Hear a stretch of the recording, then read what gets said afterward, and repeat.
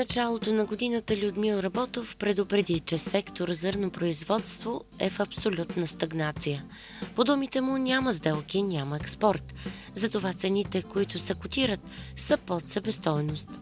Локалните валежи в някои региони благоприятстваха развитието на посевите и там добивите от пшеницата са добри, за сметка на места, където късните пролетни студове оказаха негативно влияние върху резултатите.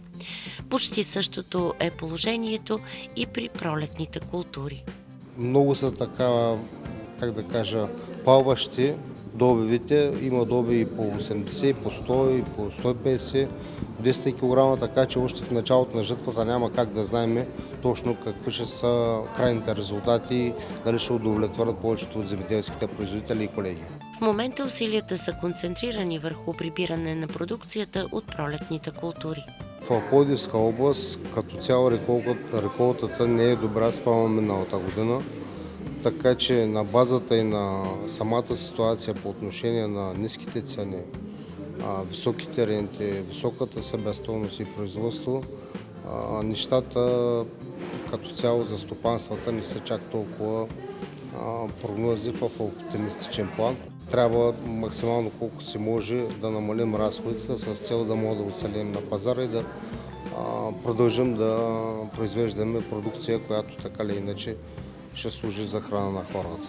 В стопанството на Работов инвестициите за агротехника са минимизирани заради твърде високите разходи, слабата реколта и ниските изкупни цени на зърното, уточни той.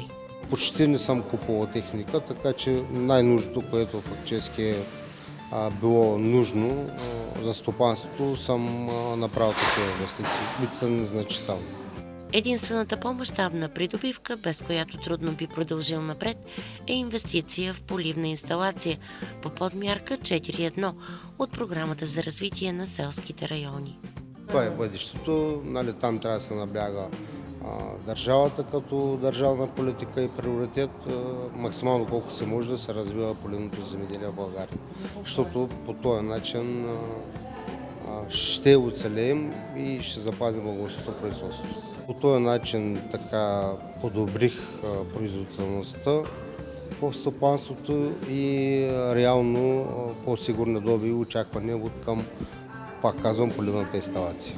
На този етап не се водят разговори в посока компенсиране на зърнопроизводителите заради неблагоприятните климатични условия, подчерта Работов. Държавни помощи, които получаваме, вие знаете, това е помощта за акциза за горивата и помощта, която е за негативите от Украйна, около 4-5 лева на декар, които са незначителни спрямо загубите, които сме претърпели на базата на производството и реализацията на продукцията.